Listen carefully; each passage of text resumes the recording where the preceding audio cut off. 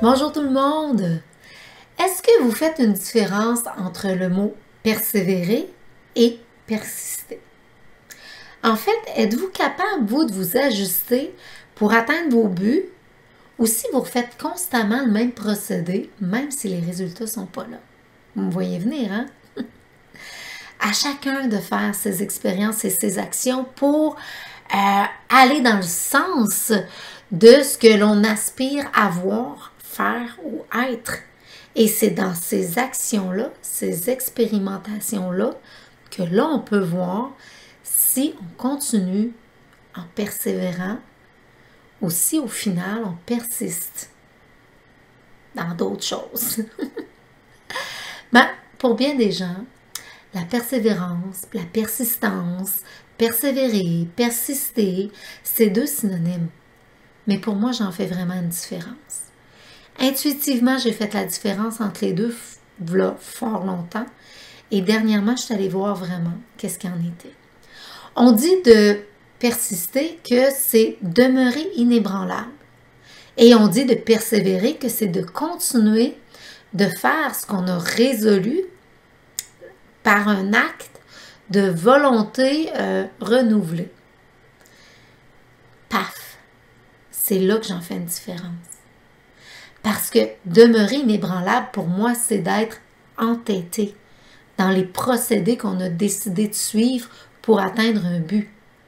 Même si on n'a pas de résultat, on s'entête à rester dans la même façon de faire. C'est là, pour moi, persister. Et persévérer, pour moi, c'est une volonté renouvelée.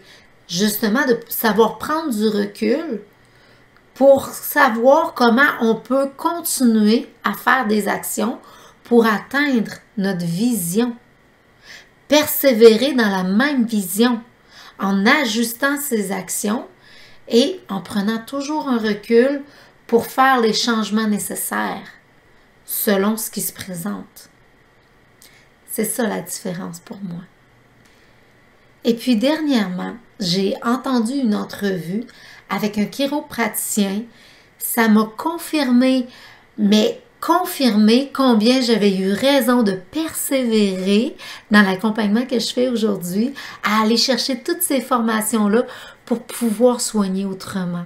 Vraiment parce que je vois que aujourd'hui, plus ça va et plus les gens s'ouvrent à cette façon de faire-là, que c'est la façon qui s'installe graduellement pour donner des soins. Je vais vous mettre le lien, vous allez voir, c'est très intéressant comme entretien. Et ce monsieur-là, ce qu'il disait, ça rejoignait tellement ma vision de comment soigner autrement en regardant la complexité de l'être humain, son individualité, qu'il est unique en soi, de mettre la personne dans le centre des soins, d'aller au-delà de juste les symptômes, d'arrêter de soigner seulement les symptômes et d'aller à la source, de regarder au-delà du physique. Ça, j'ai vraiment trouvé ça génial. Et ce monsieur-là parlait aussi de médecine intégrative, médecine intégrative, en disant que médecine conventionnelle, alternative ou autre, et la personne comme telle, de les mettre en collaboration pour soigner autrement aussi, pour répondre aux besoins spécifiques de la personne. J'ai trouvé ça aussi génial. Et lui, dans sa chiropratie, dans sa pratique de chiropraticien, c'est plus comme ça, je devrais dire ça, il fait de la kinésiologie appliquée. C'est des tests musculaires. Et c'est drôle parce que moi, la kinésiologie holistique, c'est avec ça que j'avais commencé. Et moi, c'était plus spirituel, énergétique. Lui, c'est plus concret vraiment avec le test musculaire et c'est plus acceptable au sein de la société aujourd'hui aussi.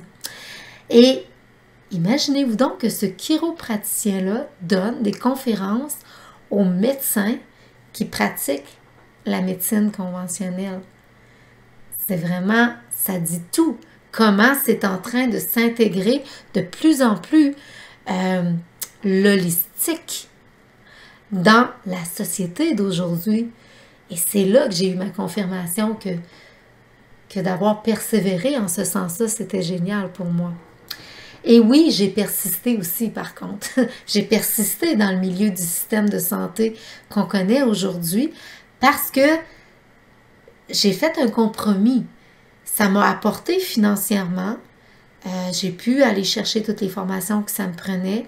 Ça m'a aussi fait prendre conscience que les gens s'ouvraient tranquillement à ça. Ce genre de façon de soigner-là autrement, qui commençaient à retrouver leur pouvoir d'action parce que parfois ils disaient « Oui, je me rends compte maintenant pourquoi je développe tel symptôme ou tel symptôme. Parce que j'ai vécu, parce que j'ai géré ça de cette façon-là. » Et c'était pas qu'ils se tapaient sur la tête. Ils prenaient de plus en plus leur responsabilité dans ce qu'ils étaient en train de vivre. Je trouvais ça génial. C'est pour ça que à persister dans ce système de santé-là, je trouve ça bon, ça m'a apporté cette découverte-là aussi. Donc, quand on veut se responsabiliser, je vois que les gens remettent moins leur pouvoir dans les mains d'autrui qui prennent leur pouvoir d'action. C'est ça, se responsabiliser. Et si j'avais des conseils aujourd'hui à vous donner, ce serait de repenser à la vision que vous aviez pour vous déjà, soit pour votre travail, votre famille, votre couple, vos relations, etc. Et vous demandez, premièrement, est-ce que c'est toujours la même vision?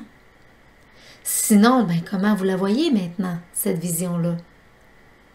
Et si c'est toujours la même vision, tout ce que vous avez fait jusqu'à maintenant, est-ce que ça vous a permis de vous conduire vers cette vision-là ou ça vous en a éloigné comme tel?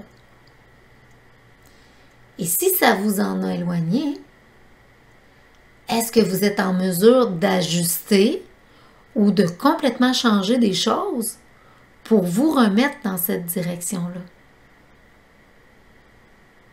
C'est une bonne réflexion, hein?